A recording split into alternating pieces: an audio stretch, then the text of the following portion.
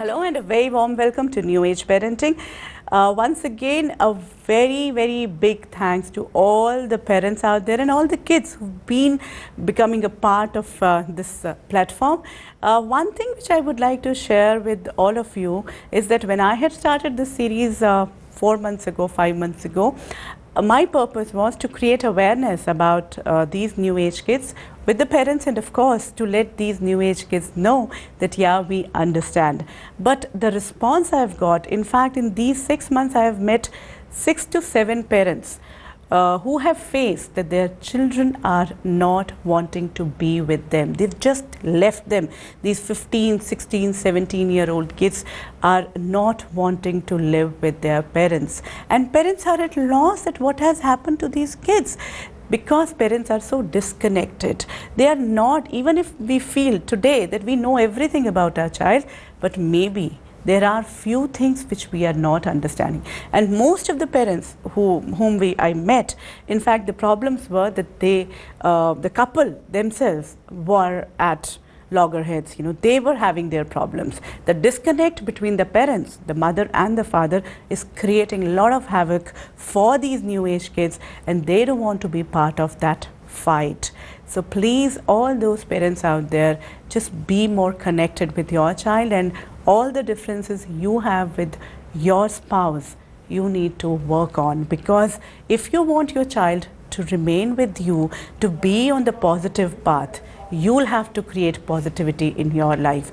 If you want to get separated, please stay separate, but don't continue to fight, because these are the few things, few feedbacks which I am receiving through emails and through meetings also. And as I had promised that we would be talking about the infertility part and how the couples who've not been able to get kids, there are possibilities. So in this episode also today, we would be talking to Dr. Bindu Garg, who is an infertility expert, and we would like to actually bust a lot of myths and also understand more about IVF. The time now for soul searching. In our soul searching segment today, once again, we have Dr. Bindu Garg, infertility expert from Neelkant Hospital. A very warm welcome, ma'am. We have a confession today. Yes, last few episodes, we have people who really approached us, and then there is a lady who wanted to talk about what the kind of trauma she's going to, she's going through, and of course, a lot of pressures what she's going through. So let's listen to her. I've been married for last 5 years. And I haven't been able to conceive. I have been showing to a lot of doctors. We've gone there. And today, my husband, who is in one of the major corporates, is not ready to accept that there can be a problem with him. I haven't been able to conceive for last 5 years, and we have been showing to a lot of doctors. The doctors said that after we did a checkup, we came to know that there was some problem with my husband only. He had a problem with his sperm's count. What happens? My mother-in-law was there with me. I'm desperate to have a child. But then my mother-in-law says nothing is wrong with her son. She doesn't want him to go for a treatment. I want to go through a treatment, but then I don't have a problem.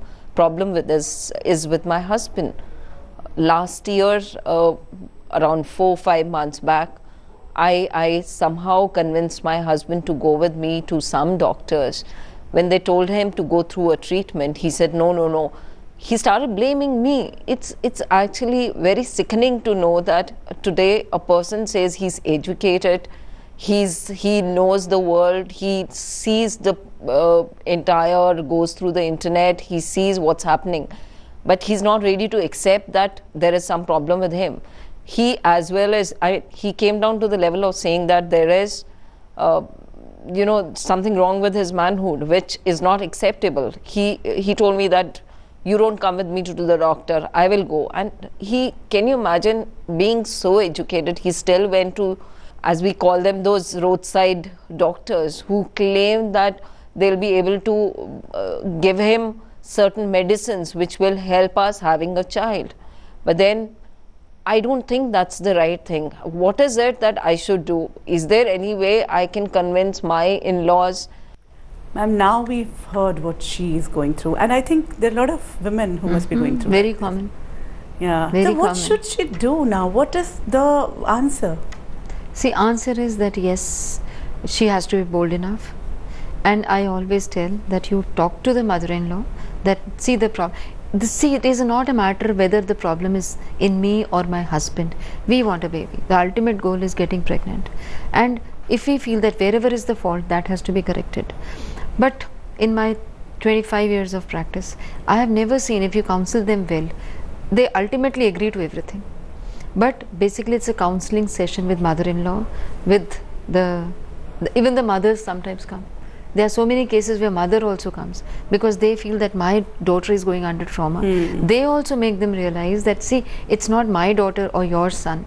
So it's let us be together and get the proper treatment done. Through this platform, you know, I would again request you to tell us that if man has a low sperm, you know, sperm count, or there are no sperms, is it a disease? Is it an indication that he's not a man enough? It's absolutely nothing with the manhood. Because you see them, there are so many educated people, ultimately they realize why it happened, they come to us, madam, why it had to happen to me also. Suppose a person is coming to us with no sperms, we never say no sperms, there could be a blockage also. So we always tell them go for a test which is called as a fine needle aspiration cytology, and sometimes even we go for a testicular biopsy also. We take a small tissue, it's a small cut which is given, and we take a small tissue and then we make sure that the sperms are being formed or not formed.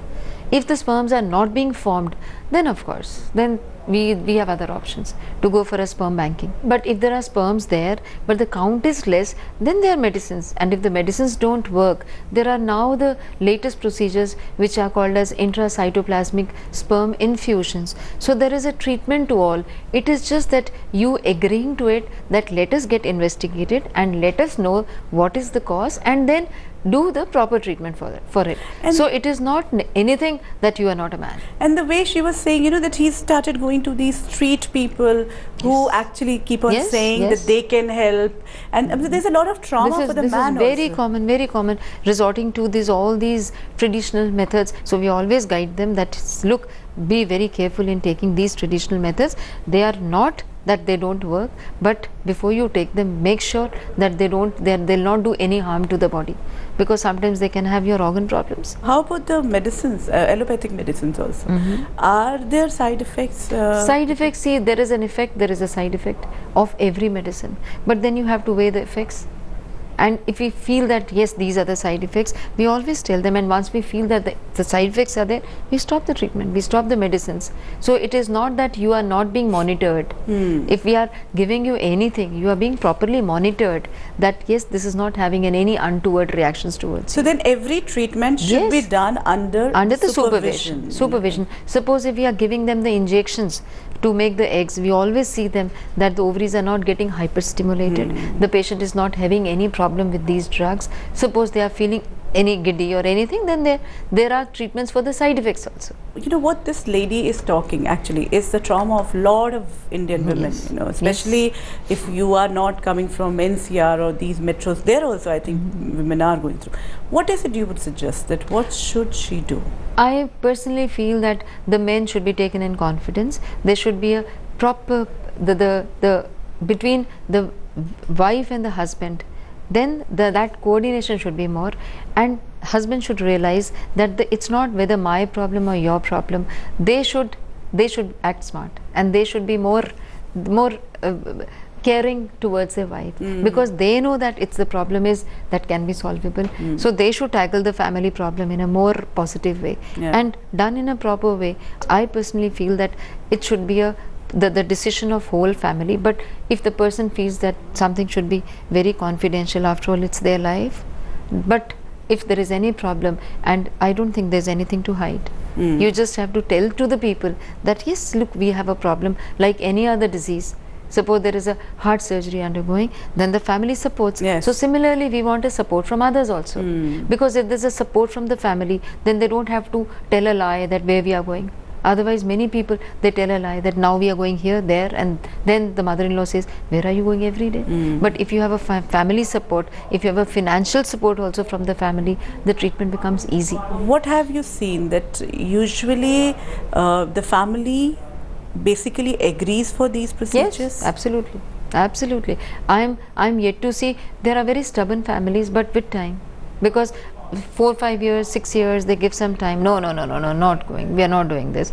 But when they feel that nothing is working, and they know that now it is high time that they should go for a proper ethical treatment, then they agree.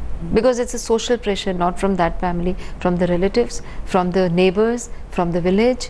So they agree. Everybody agrees. And the way you had said in the first episode also that the earlier the better. So as the age grows, all these procedures also become little tough. They become tough, the success becomes less. And after so much of emotional trauma when they come, so it's a very hard to go to a doctor again after so many years of working with these methods and accepting now they have to undergo all these procedures and fiddle with the body. So this becomes acceptance also after so many years becomes a difficult process.